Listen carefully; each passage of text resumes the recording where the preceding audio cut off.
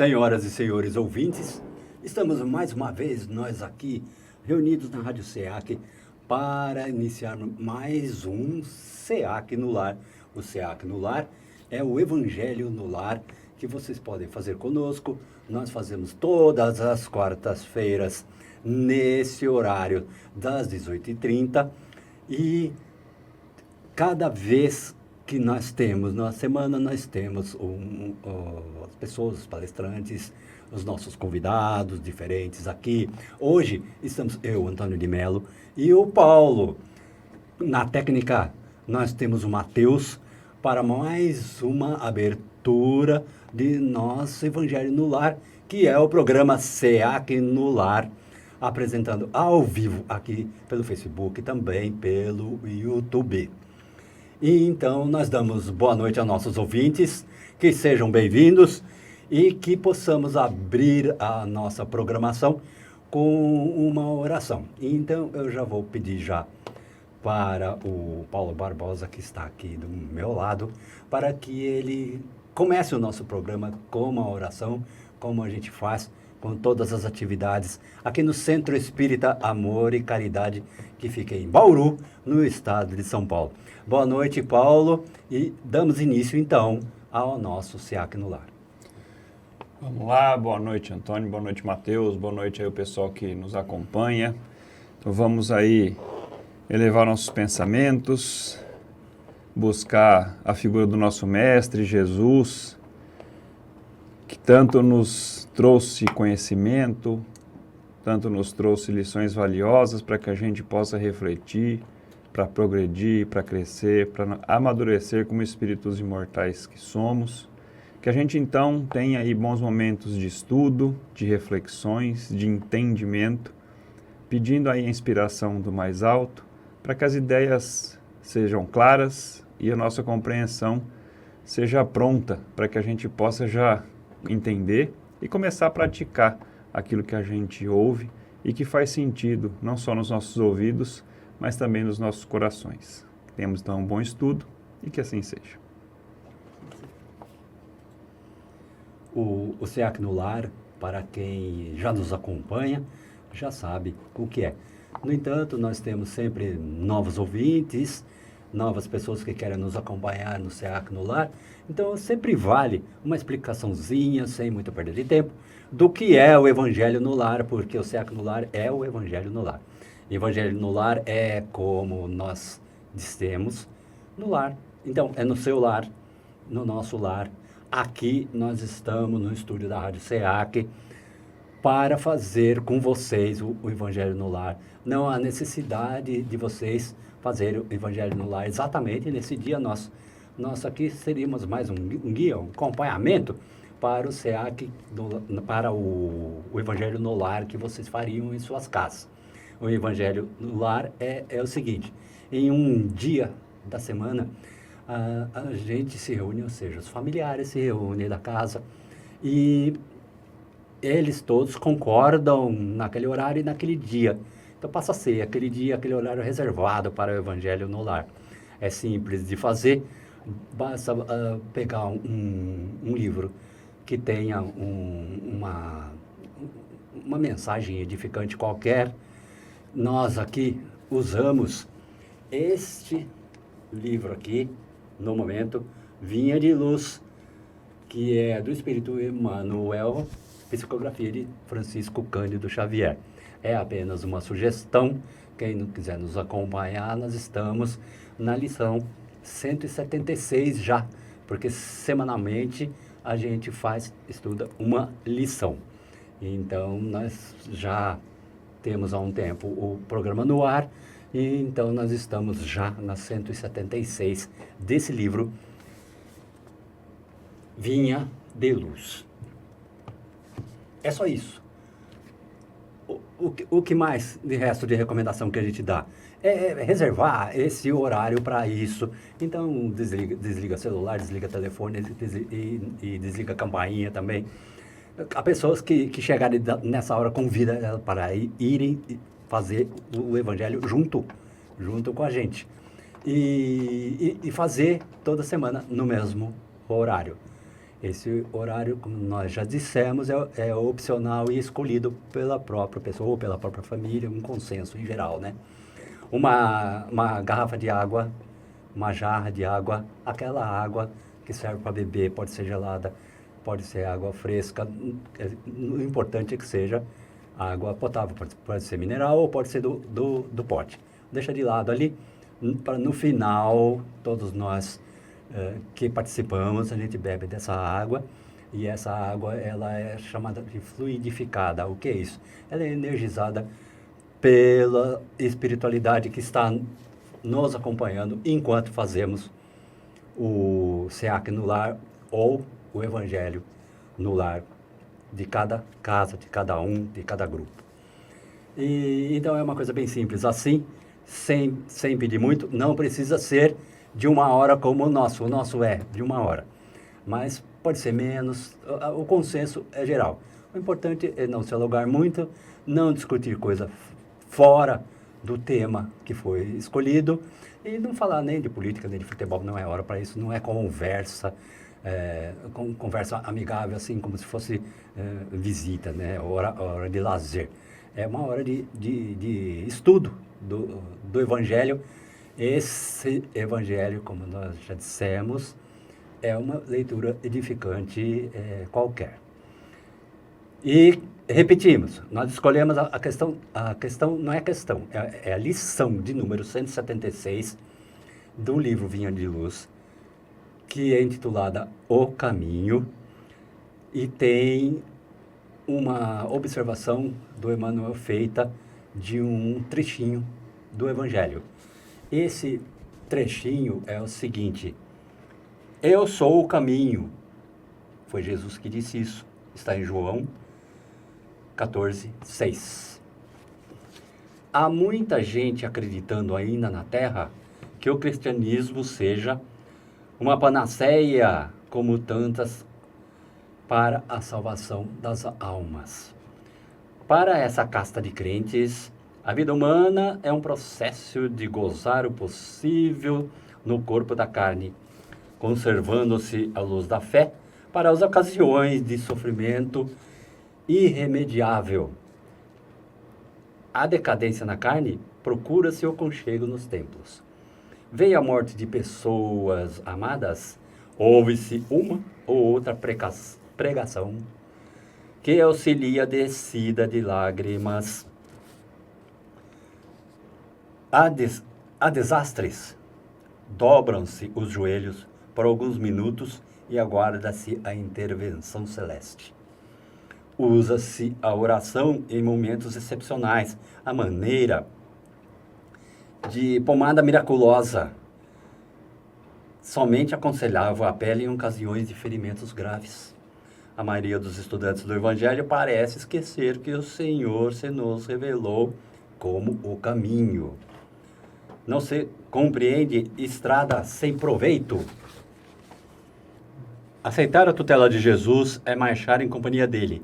É aprender sempre e servir diariamente, com renovação incessante para o bem infinito, porque o trabalho construtivo em todos os momentos da vida é a jornada sublime da alma no rumo do conhecimento e da virtude, da experiência e da elevação. Zonas sem entradas que lhes intensificam o serviço e o transporte são regiões de economia paralítica. Cristãos que não aproveitam o caminho do Senhor para alcançarem a legítima prosperidade espiritual são criaturas voluntariamente condenadas à estagnação. Então, Paulo, a gente, quando faz essa leitura assim, a gente sempre volta para o início para poder analisar os dizeres aqui, qual a mensagem que foi feita. Sim. Esse é o nosso evangelho, é justamente estudar ponto a ponto. Ponto a ponto, exatamente, esse texto proposto. Há muita gente acreditando ainda na Terra que o cristianismo seja uma panaceia como tantas para a salvação das almas. Para essa casta de crentes, a vida humana é um processo de gozar o possível no corpo da carne, reservando a luz da fé para as ocasiões de sofrimento irremediável. E então, Paulo, as pessoas pensam que é rezar e orar somente nas horas em que apertou a coisa, em que a dificuldade veio para o caminho e que nessa hora pede a Deus, lembra que existe Jesus e aí lembra que existe igreja, existe templo, existe o centro espírita. É complicado, né? Às vezes eu fico pensando, quando eu comecei a ler, eu fiquei pensando, eu falei, caramba, qual seria a diferenciação, né, do cristianismo?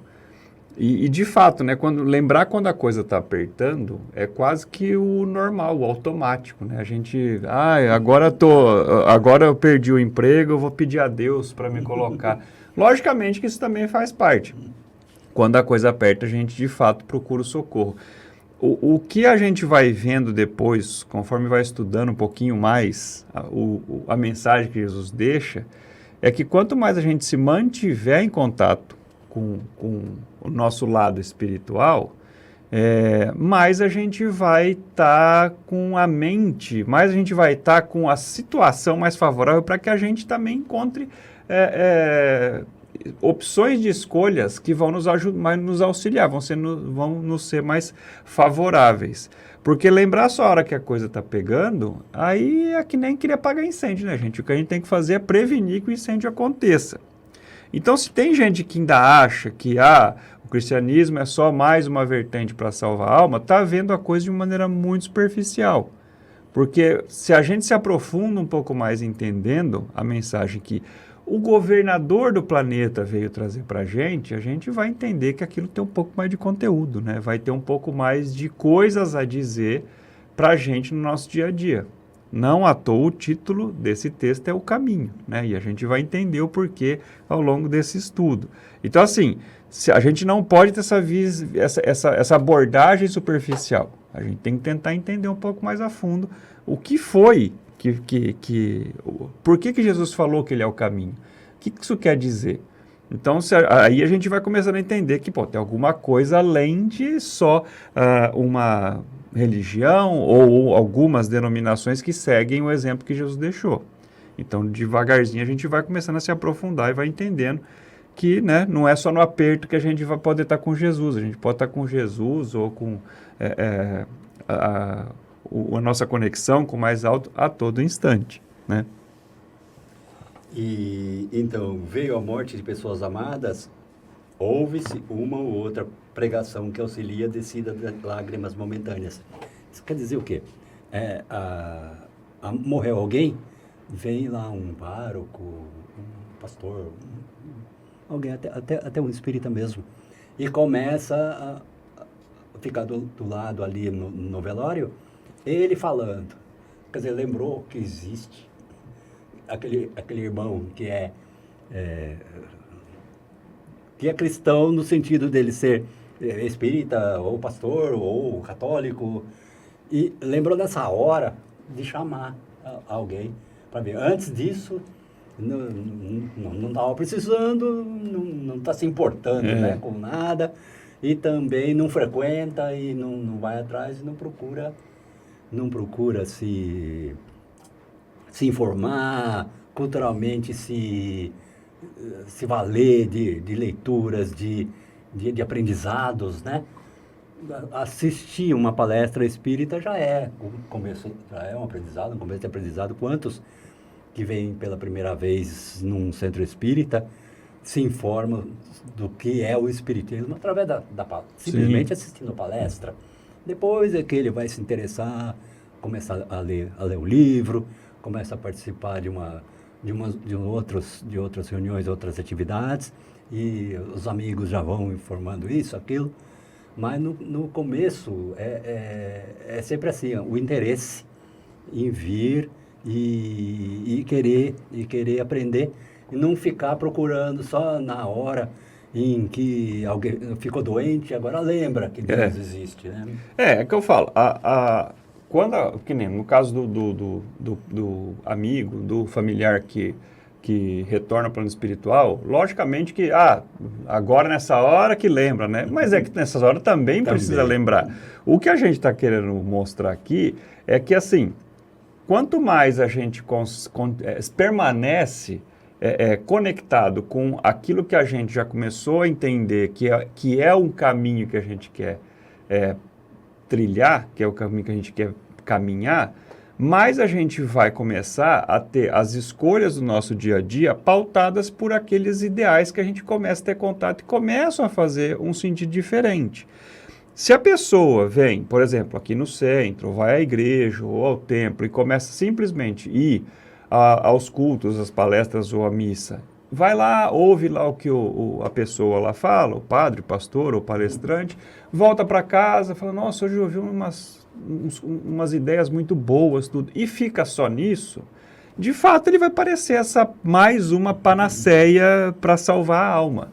Porque ele vai lá, ele ouve coisas edificantes, que ele vai sair de lá até animado, né, tudo, vai pensar de repente em alguns aspectos da vida dele, mas se ele só fica nisso e não vai um pouquinho além, se não vai refletir, bom, será que eu não posso colocar isso em prática no meu dia a dia? Será que eu não teria mais nada para aprender? O que eu gosto muito do Espiritismo é que ele estimula muito esse estudo, essa leitura, porque a gente tem toda a parte lá dos livros básicos, que a gente sempre é aconselhado a ler quando vem para cá, começa a frequentar a casa, lê. E é uma leitura que é muito interessante ver como uma vai puxando a outra. Ela começa muito leve, com o Evangelho segundo o Espiritismo, você vai vendo conceitos que você já via, já lendo a Bíblia ou o livro que fosse, só que por uma outra ótica. E depois disso, você vai depois ler o Livro dos Espíritos, que são questões que vão, acho que dando respostas sobre dúvidas que a gente mesmo vai tendo. E então, ele vai estimulando essa continuidade de se aprofundar. Então, eu acho que é isso que a pessoa tem que fazer, e é independente da religião que ela siga, porque Cristo, quando veio, ele sabia que a humanidade, naquele momento, já tinha recursos suficientes para poder refletir sobre tudo que ele faria e diria durante os séculos que ainda viriam pela frente. Era já o momento chegado. A gente não iria entender aquilo tudo logo ali, naquele primeiro século, vai logo depois. A gente está há 2 milênios entendendo, desenvolvendo daqueles conceitos. E a gente vê como é que está o mundo hoje. Às vezes não parece nem que melhorou tanto. Parece que a gente dá 2 passos para frente e 3 para trás de vez em quando. Por quê? Porque a gente ainda está entendendo tudo o que foi dito. Isso, o pessoal que seguiu essa religião. Não é porque Cristo é o governador da Terra que todo mundo teria que seguir. As pessoas que já começavam a entender aqueles conceitos vão passando isso para frente. E pouco a pouco a gente vai entendendo que aquilo não era algo a ser imposto para o outro, para ele se converter àquelas ideias. Porque isso é impor. Isso não vai convencer ninguém que aquilo é uma ideia boa, é um caminho bom para ser seguido. Então, quanto a gente como humanidade, eu digo, cometeu vários equívocos ao longo da história, achando que a gente tinha que impor isso para as pessoas porque era um caminho bom. É um caminho bom, de fato. Mas aquela história de cada um no seu tempo vale desde que Jesus veio. A gente deveria ter feito o quê? Ir se aprimorando, entendendo, e através do nosso exemplo, como Jesus fez, a gente conseguiria, acho que, inspirar muito mais outras pessoas, convencer muito mais outras pessoas que esse seria um caminho bom. Não é nem querer falar que eu estou no caminho certo, porque quando você ouve alguém falando isso, você fala, esse fulano é muito metido, né? Então, assim, a melhor maneira da gente mostrar seria essa, é através dessa vivência. Por que a mensagem de Jesus marcou tanto? Porque ele vivia muito coerentemente com o que ele falava. As atitudes dele estavam muito sintonizadas com aquilo que ele falava, que ele ensinava, que ele pregava. Ele não fazia diferente. Então as pessoas viam aquilo colocado na prática todo dia. E aí você tem que ficar... Só que a gente vai chegar nessa conclusão através de muito estudo, como eu falo que o Espiritismo, eu acho que é uma religião que ela naturalmente nos encaminha para esse estudo, esse aprofundamento, e de novo, qualquer outra religião, se a pessoa lá que segue se aprofundar também, ela vai entender esses conceitos. Talvez por uma outra abordagem, mas ela vai entender. Porque no fundo, é praticar aquilo que a gente aprende. é até simples de falar. A gente sabe que é complicado de fazer. Porque na hora que fecha a gente no trânsito, na hora que a gente está atrasado para o trabalho, o elevador não vem, o computador não liga, a gente começa a entrar naquele modo automático e aí o que a gente faz? Acaba aderindo aos hábitos antigos, aqueles que a gente vem cultivando há séculos, há milênios até pode-se dizer. Então, quanto mais a gente vai estudando e vai se informando, tendo por base o Evangelho de Jesus, os ensinamentos que ele deixa, mais a gente vai entendendo que a única salvação que a gente pode conseguir concretizar é a nossa mesma, através da nossa melhoria. De quando as situações complicadas se apresentem, a gente fala, opa, peraí, o que eu faço agora? Isso quando a gente consegue parar para pensar, porque de vez em quando a gente entra no automático. Mas pensa, não o que Jesus faria, porque a gente está um pouquinho longe. Mas a gente pensa assim, e se eu tivesse que falar para Jesus o que foi que eu fiz? Talvez a gente comece a pensar um pouco diferente. Então, assim, é esse aprofundamento que eu acho que vai dar para o cristianismo esse diferencial. Porque vem o governador trazer essa mensagem. Ele sabia dos conceitos que trazia, da profundidade que trazia. Então, assim, se a gente se aprofunda, a gente vai ver conceitos ali que talvez em outros caminhos a gente não consiga ver com tanta clareza. Talvez, tá? Então, o importante que eu acho que a gente tem que pensar, lógico, nessas horas de dor, de tristeza, é lógico que a gente procura o mais alto, lógico que a gente procura uma força, mas o que a gente não precisa deixar é só procurar nesses momentos. É a gente entender que esse aprofundamento no entendimento é de estar em contato com esse ensinamento, essa boa nova que Jesus trouxe, o máximo de tempo que a gente consegue. A hora que a gente está bem, a hora que a gente está feliz, a hora que a gente não está nem pensando em aperto, de repente a gente fala, que bom que eu estou numa situação tão agradável. Obrigado, meu Deus. Obrigado, Jesus. Obrigado, meu Espírito protetor. Porque isso vai nos mantendo com essa conexão mais ativa e facilita que a gente não acabe entrando nesses gozos do corpo de carne apenas. Porque a gente começa de novo a tomar decisões pautados naquilo que a gente começa a entender que é o caminho que a gente quer trilhar. Então, naturalmente, as coisas vão acontecendo diferente. Tem uma passagem dos evangelhos que é uma historinha das curas de Jesus, em que chega o leproso para Jesus e Jesus pergunta para ele assim, o que queres que eu faça? Ele fala, quero que me cure. Aí Jesus, tá, você quer que eu te cure, eu vou te curar, e curou. Ele ficou tão feliz que ele se viu, já não era mais um leproso, ele era um rapaz que ele era, aquele rapaz bem apessoado, que ele era antes de ter ficado doente, né? Ele ficou tão contente que saiu correndo, pulando, e foi pro primeiro bordel que ele achou. Pronto, estragou tudo. Para ele mesmo, para Jesus é indiferente. Exato. Jesus estava fazendo a missão dele do mesmo jeito, mas para a pessoa ele não viu que ele estava com a maior entidade que já passou pela Terra, né, em matéria de iluminação e saber perante ele, e ele não ficou consciente disso. Em outra passagem, porque o título do nosso trabalho de hoje é O Caminho, em que Jesus fala que eu sou o caminho, tem aquela outra passagem em que ele está na beira do poço, aparece uma moça com um cântaro vazio, e ele pega a água do poço e ele explica que ele é a água da vida. É para ela entender, né?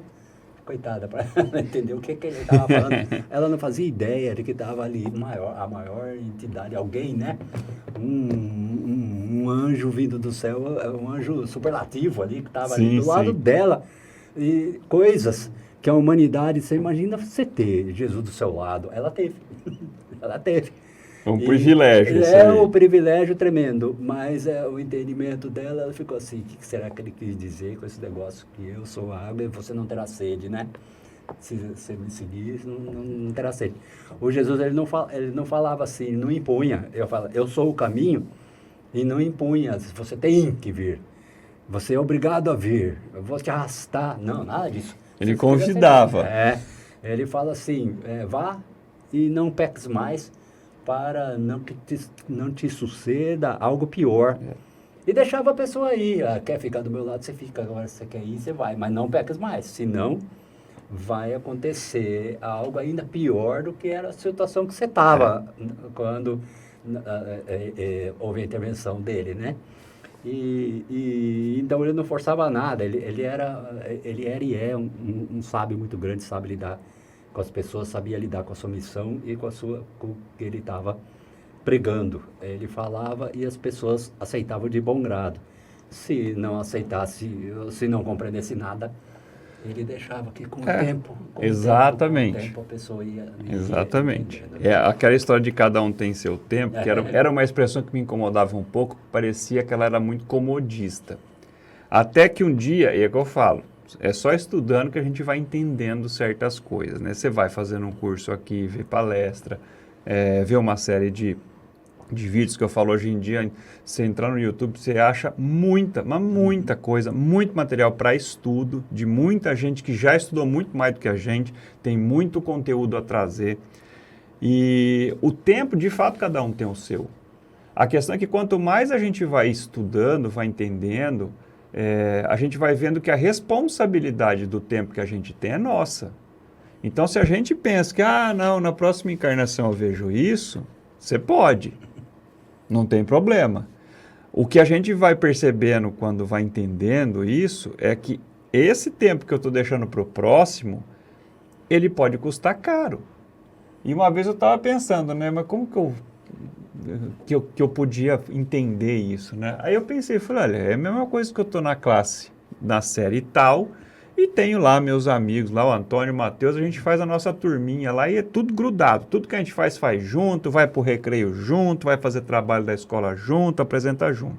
A gente não se desgruda. Só que aí eu falo, essa matéria eu não gosto muito, não vou estudar muito não. E eu repito de ano. E os dois passam. O que acontece? Não acontece muita coisa não. Só que eles vão para frente e eu tenho que fazer aquele ano todo de novo. E aí meus amigos foram embora. E agora? Agora, por mais que eu estude, eles vão estar sempre um pouco mais à minha frente. A gente pode se encontrar, pode, nas férias, fora da aula, mas aquele convívio que a gente tinha, constante, frequente, diário, eu perdi.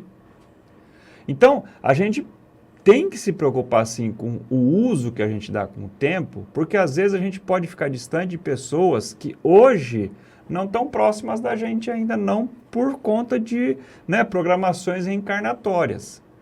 Mas podem ser pessoas tão caras que a gente não lembra devido ao nosso processo reencarnatório, que se a gente de repente fica para trás e a pessoa fez o que tinha que fazer, ela avança e a gente fica. E quando a gente retorna ao plano espiritual, que tem essa percepção já mais integral, a gente vê o que pode ser que a gente acabou abrindo mão. Então, essa história de a gente poder reencarnar é ótimo. A gente vai ter sempre uma segurança de que a gente vai ter esse tempo para ir praticando. Só que a gente não pode, por causa disso, acabar ficando meio acomodado. Então, esse tempo que a gente fala de cada um, de fato acontece. Então, o que a gente tem que fazer é agilizar para que esse nosso tempo, não é que a gente corra com ele, mas que a gente não desperdice esse tempo. E que a gente sempre esteja dentro do possível, no tempo certo das coisas acontecerem. Para que a gente não desperdice tempo. Eu faço isso? Não. Eu ainda perco oportunidades, mas eu já tenho essa consciência. Então, eu tento não ficar sendo um pouco acomodado com relação a isso. Né? Tento, de fato, começar a querer aprender, querer entender, querer praticar, que é a parte que mais pega. Né? Às vezes a gente tem um conceito claro, viu numa palestra, falou... Chega em casa e fala assim para a esposa, para o marido, meu amor, eu ouvi um negócio hoje que mudou minha vida. E de fato muda. Tem coisas que a gente ouve que você fala, hoje eu entendi esse ponto aqui. Só que é o seguinte, daí a gente começar a praticar isso no dia a dia, ter uma distância. Porque às vezes a gente tem que abrir mão de uma razão que a gente está acostumado a ter. Às vezes a gente tem que argumentar por um outro lado para que aquilo não dê uma discussão que sempre dava. Porque outra coisa que a gente esquece, a gente fala muito aqui de ajudar o próximo, né? Geralmente o próximo que a gente imagina é a pessoa que está na rua, a pessoa que está no albergue, a pessoa que está longe, um pouquinho longe da gente. O próximo, mais próximo que a gente tem, é dentro de casa. É o pai, é a mãe, é o esposo, a esposa, é o filho, a filha, é o irmão. Esse próximo está ali do lado, você acorda do lado dele praticamente do dia. Então, será que não é o caso da gente já começar a olhar bem mais próximo? Bem mais perto desse nosso próximo? Como que a gente vai entendendo isso? É estudando, gente. É estudando essa passagem de Jesus, quando ele fala que ele é o caminho, e lógico, a passagem que a maioria das pessoas conhece, que ele é o caminho, a verdade e a vida. Ninguém vai ao Pai senão por ele. Não é que ele vai estar cobrando a entrada na portaria. A gente tem que entender que a gente tem que se esforçar para viver a nossa vida como ele viveu. Não fazendo as mesmas coisas, né? A gente não está no nível de evolução de um Jesus. Mas, tendo essa coerência que a gente comentou no começo, de pautar as escolhas de acordo com as crenças que a gente tem. E às vezes é difícil. Às vezes a gente está acostumado, como eu falei, a ter razão e chega num ponto que a gente começa a falar que eu vou ter que abrir mão de mostrar que eu tenho razão em prol de uma convivência mais pacífica. Porque se eu tiver de fato razão, não é porque eu não falo que eu deixo de ter. Eu simplesmente não quero mostrar que eu tenho, porque a outra pessoa está se mostrando resistente. Como o Antônio falou, Jesus vai e cura lá o doente. Ele fala, olha, vai e não faz uma bobagem. O cara pega e vai fazer o quê? Vai fazer bobagem. Jesus fez o que ele tinha que fazer. Ele não perdeu a razão dele. Conosco é a mesma coisa. Se a gente acredita que tem um ponto que aquilo a gente tem a razão naquele assunto, a gente não precisa querer impor aquilo para o outro. Viva de acordo com essa razão, que o outro vai perceber isso na conduta diária. E a gente convence muito mais porque a gente não impõe esse ponto, a gente expõe esse ponto. E a pessoa está ali vendo. Nas condições de vida, na época de Jesus, naquele lugar lá, na Judéia, na Galileia, que hoje é o país chamado Israel, né? Mas naquela época não tinha nada, né? Não tinha energia elétrica, é um lugar que não tinha água, tanto que tinha um poço. Já acabamos de contar a história da moça, ela foi no poço pegar água, só tinha ali, né? E então também não tinha a parte sanitária. As doenças graçavam, Sim. por isso que o cara estava com lepra. Aí o rapaz foi curado por Jesus da lepra, voltou para o bordel. Onde é o bordel? É um antro de transmissão de doença, porque lá estão em contato um com o outro. Das mais variadas doenças. Não se esqueça que Herodes morreu de doença, desse tipo de doença, né? Então ele poderia pegar de novo a mesma doença. E cadê o Cristo? Já teriam crucificado. Como é que ele vai passar de novo? Pois é. Por isso que o Cristo falava assim, vai, não peques mais, para que não aconteça algo pior, ou seja, que não aconteça de novo, de pegar uma doença, no caso doença, mas podia arrumar briga, arrumar outro tipo de encrenca, podia ser preso. Sim. Você vê, não é uma coisa interessante, não é que você se vai e acaba ficando doente de novo, ou essas circunstâncias que podem ser complicadas e até de repente perder a vida numa dessas circunstâncias complicadas, não é castigo isso, é simplesmente consequência. Por quê? Porque a gente procura, porque a gente vai se colocar numa situação em que aquilo pode ser provável que possa acontecer. É certo? Não, mas você tem uma chance maior. Então, é nisso que a gente vai pensando, né? As situações que a gente tem hoje em dia, o que eu posso fazer para me proteger ou para me precaver? Vamos tentar fazer. É aqui que a gente vê essa linha aqui do nosso texto, que nós estamos lendo aqui, onde está escrito assim, abraçar o cristianismo é avançar para a vida melhor. É nesse contexto que nós estamos falando, que é uma vida melhor. Porque muitos pensam que é chover dinheiro na conta, que conseguir um carro, conseguir uma casa, eu conheci, eu tenho fé, eu consegui minha casa. Não é essas coisas materiais que são prometidas. A vida melhor é essa que o Paulo acabou de explicar. Ele foi curado por Jesus, ele vai ter a cura, porque ele não vai mais se meter em situação, porque não esqueça que a lepra na época era transmissível. Tanto que existia aquele vale dos leprosos, que era para isolá-los, porque eles transmitiam para outros. Todo mundo ia pegar, igual a essa Covid. Um não podia espirrar o tossipar do outro, que o outro pegava e morria. Era assim também, na época lá. E não, mas ele não entendeu e achou que ele estava bom para gozar a vida. No caso, o Jesus queria que ele entendesse a mensagem. Não que ele fosse um seguidor, mas pelo menos que ele entendesse o que estava acontecendo, porque ele estava ali como um missionário que ia modificar como modificou. Tudo agora que nós temos é de acordo com a passagem de Cristo na Terra. Nós estamos no ano de 2025, porque Cristo nasceu 2025 anos atrás. Nós temos antes de Cristo, depois de Cristo. E não esquecemos dele em lugar nenhum. Todo mundo celebra o Natal, até o oriental, pelo menos ele já sabe o que é, né? No mundo globalizado que nós temos, até ele já sabe o que é. O cristianismo chegou no Oriente, sim, principalmente através das navegações portuguesas, que levaram o cristianismo lá para Cantão, na Índia, na China, levaram para a China mesmo, propriamente dita, para aqueles lugares do Oriente. O cristianismo foi levado para lá, né? Eu estou falando isso para mostrar a importância de Cristo, como ele se alastrou pelo mundo durante todos esses tempos. Porque, como ele disse que ele é o caminho e é a verdade e é a vida, abraçar o cristianismo e avançar para uma vida melhor. A vida melhor é a vida espiritual, não é a vida material. Não é colecionar bens, não é ter fortuna, dinheiro aplicado. É sim saber que a vida continua após a morte, e isso que o Espiritismo implica e insiste, e é saber que a verdadeira vida é a vida espiritual, que ela é longa. Ela é tão longa que ela é eterna, ela não acaba. O que acaba é a vida no corpo. A do espírito, ela não acaba, por isso que nós reencarnamos.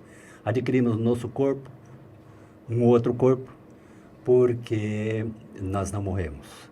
É isso, né, bom? Sim.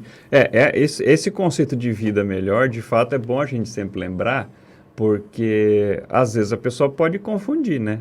Essa vida melhor, eu falo uma coisa também, o problema não é ter coisas, o problema é saber para que você tem.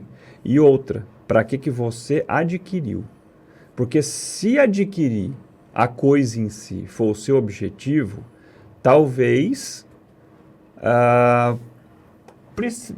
seria bom repensar isso. Porque simplesmente ter as coisas por ter, como o Antônio falou, para falar que tem, para ostentar, para mostrar, eu acho que passa um pouco por vaidade, por orgulho, por outros aspectos da personalidade da gente, que a gente pouco a pouco vai entendendo que não são um caminho que vai levar a gente muito longe nessa vida espiritual que a gente ainda tem pela frente. Porque o que a gente tem aqui é uma vida material temporária. Então, assim, não tem problema a gente ter recursos. Com recursos, você pode ajudar as pessoas, né? Se você tiver mais facilidade, de repente, de auxiliar alguém num começo de vida, numa situação complicada, um familiar aí que está passando por uma situação difícil, vai precisar fazer um tratamento, e a pessoa tem recurso, ela pode ajudar.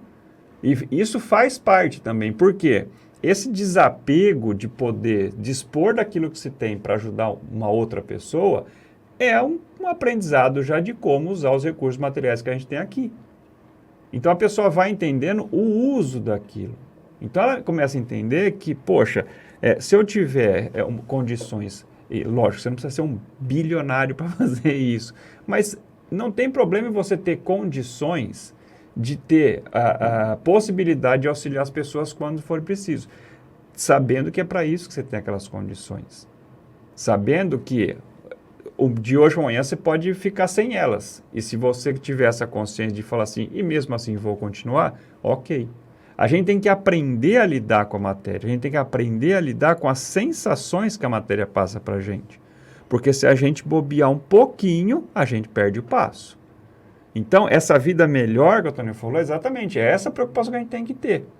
Se a gente pega os ensinamentos de Jesus, a gente vai dar um bom uso para os nossos recursos materiais com toda certeza. E a gente talvez se veja muito menos inclinado a querer acumular, a ter mais, e outro, e melhor, e mais novo, isso e aquilo. Porque a gente vai entendendo as coisas com o valor de uso que elas têm. Mesmo o dinheiro, mesmo o recurso financeiro, por exemplo. A gente vai entendendo o valor de uso daquilo. Então, vai mudando um pouco a mentalidade da gente com relação a esse tipo de recurso. De novo, é só com estudo que a gente vai se aprofundando e vai entendendo melhor essa situação. Vai entendendo o que significa essa vida melhor. A gente não precisa fazer voto de pobreza, mas a gente tem que estar muito consciente do para que eu estou trabalhando, para que eu estou tendo os recursos que eu tenho à minha disposição, para que eu tenho isso? Não é por quê, gente, é para quê. Porque a gente começa a dar um uso para aquilo ali. E aí, de fato, lógico, não é isso que vai nos tornar, de repente, elevados espíritos. Não, mas a gente é um degrau que a gente sobe a mais. O nosso progresso, ele é assim, ele é gradativo, é um degrauzinho por vez. Então, a gente vai aprendendo pouco a pouco como lidar melhor com essas situações. E eu acho que isso vai nos dando uma segurança que, se a gente não tem esse entendimento, às vezes é fácil da gente ficar desconfiado de pessoas que se aproximam, a gente pode achar que quer pegar nossos bens, as nossas coisas, que a gente vai deixar tudo quando for embora daqui. Porque esse corpo aqui não somos nós, esse corpo é uma roupa que a gente usa aqui. Tem um caso, interessante você ilustrar com um caso, né?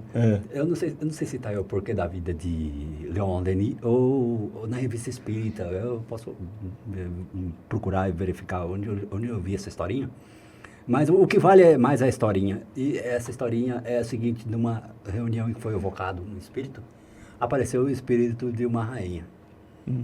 E essa rainha, por curiosidade, nós fomos pesquisar no mapa, ver onde é.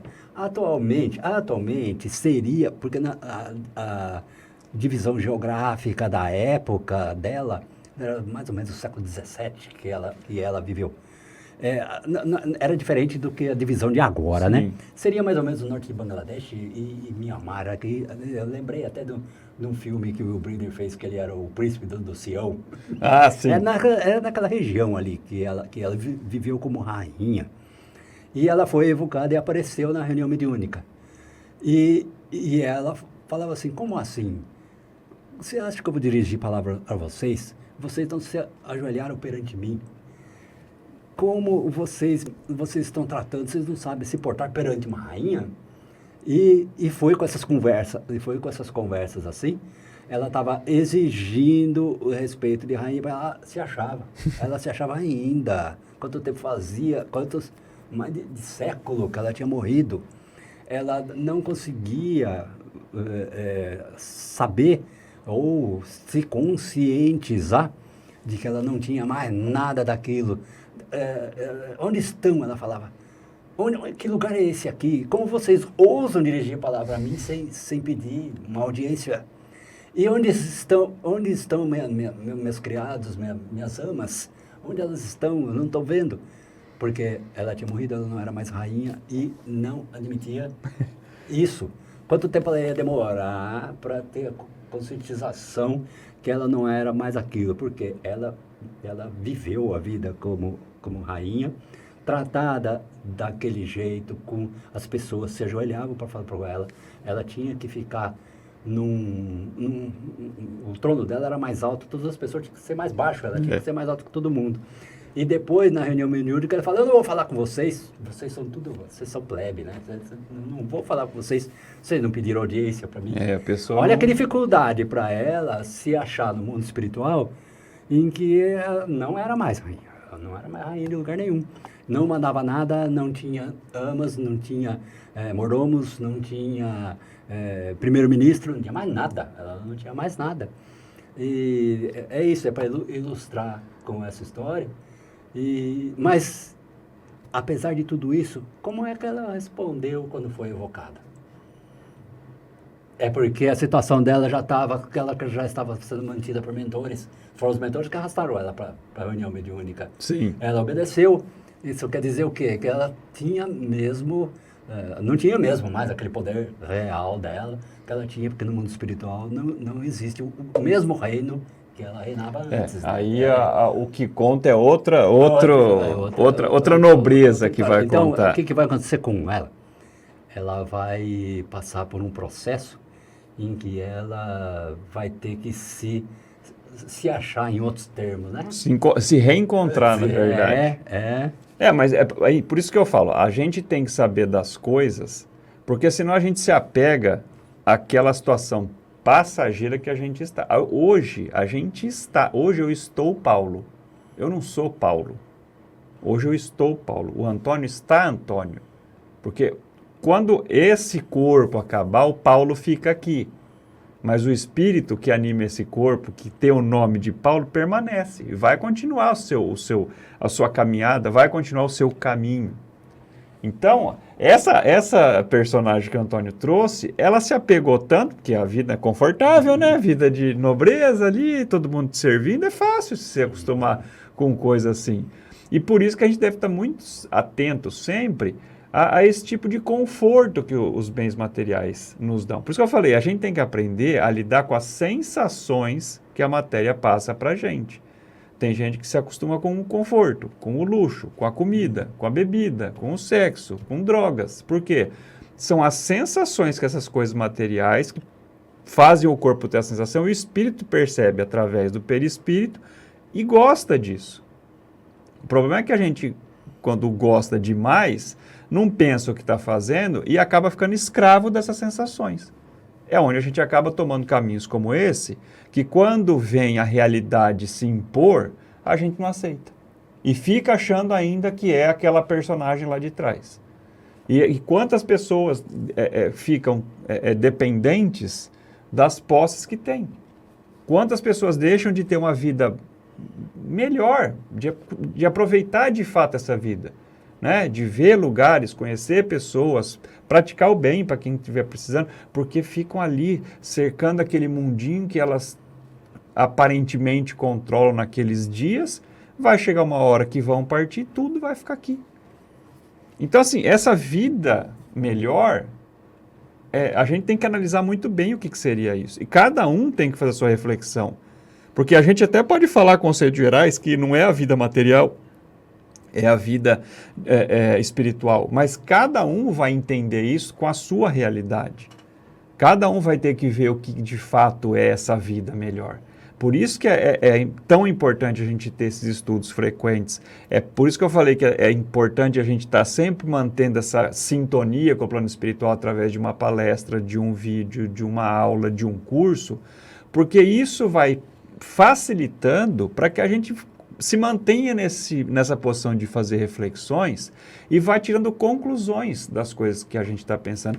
Porque uma coisa que eu acho muito interessante, quando a gente começa a querer pensar na vida, a vida, ela aproveita cada instante que a gente dá para ela de crescimento. Pode perceber que a gente começa a ter situações no nosso dia a dia que encaixam como uma luva naquelas reflexões que a gente vai tendo. Porque a gente, logicamente, também está prestando mais atenção naquele tipo de situação, mas a vida, ela fala, então agora ele está mais reflexivo, está refletindo, ele está pensando, ele está ponderando, então eu vou colocar um pouquinho mais de situações para ele ter mais oportunidades de aprendizado, de prática, de entendimento. E aí a gente vai, de fato, começando a ter, falar, esse aqui aconteceu, eu fiz tudo errado de novo. Esse aqui aconteceu, eu consegui fazer diferente, que bom. Então, acho que o caminho que eu tenho que seguir é esse. Mas a gente tem que fazer essa parte, que a gente está falando desde o começo, que é esse aprofundamento. Que é o quê? É procurar esse conhecimento, é procurar esse estudo. Para a gente ter condições de entender o aproveitamento da estrada que ele fala aqui, que quando a gente, de fato, caminha na estrada, a gente aproveita ela. Quando a gente, de fato, aproveita ela, a gente consegue ter uma vida melhor. E a gente vai lidar muito melhor com as coisas dessa estrada, sejam os recursos materiais, sejam as pessoas que vão aparecer para os nossos relacionamentos. A gente começa a fazer escolhas muito mais pensando nessa vida que vai continuar, não nessa só que vai acabar. Porque essa lógica é importante. A gente faz escolhas de acordo com esta encarnação atual. Isso também faz parte da nossa responsabilidade. Só que a gente já sabe que isso aí vai ser uma etapa que vai se complementar na vida espiritual. Então, as escolhas aqui começam a ser feitas com uma responsabilidade um pouco maior, né? No sentido da gente começar, de fato, a querer acertar mais. A querer, de fato, avançar mais nesse caminho dos exemplos que Jesus nos deixou, de viver de acordo com aquilo que acredita. Então, e tendo esse contato constante com curso, com palestra, com gente que sabe mais que a gente vai enriquecendo os nossos conhecimentos para colocá-los em prática, testando e ver o que funciona, como é que funciona no nosso dia a dia. A gente está aqui para isso. A gente está engenheiro, operador de áudio, designer gráfico. Isso é o que a gente faz para sustentar esse corpo. O que a gente veio de fato fazer aqui é, fazendo isso, continuar aprendendo e progredindo como espíritos que somos. Praticando bem, tentando cultivar o máximo de amor que a gente consegue para seguir o exemplo do nosso mestre. É assim como nós dizemos que Jesus não é Jesus. Jesus era Jesus. Agora, o Cristo ele é. O Cristo.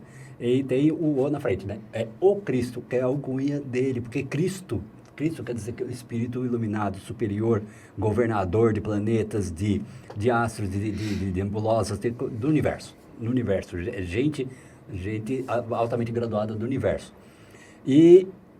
Mas ele é o Cristo, porque ele é um dos Cristos que governa o nosso planeta e que é o nosso mestre, o mestre com M maiúsculo. Então ele pode ser chamado de o Cristo e o mestre.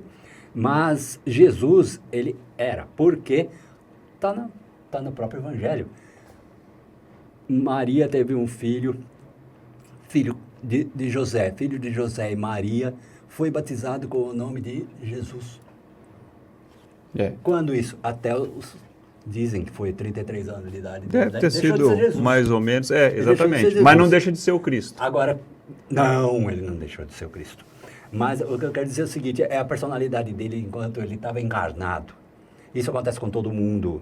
Porque a mesma Emmanuel fala que aceitar a tutela de Jesus e marchar em companhia dele é aprender sempre. Quando que Jesus é Jesus?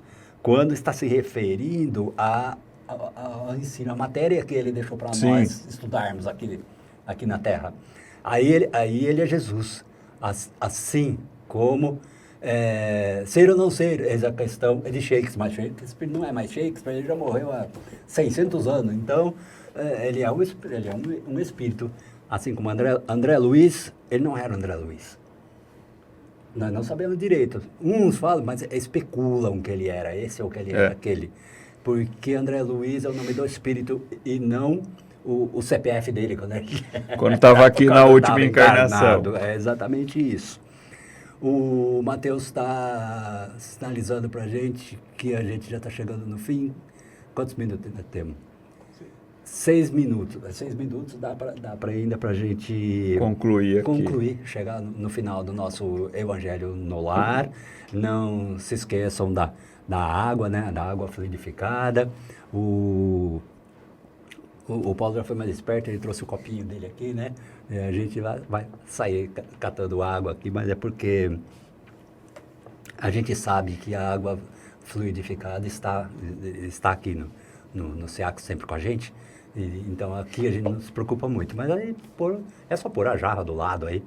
E se quiser que ela seja gelada, pode ser. Só evitar, né, Paulo, que seja água gaseificada ou então com suco.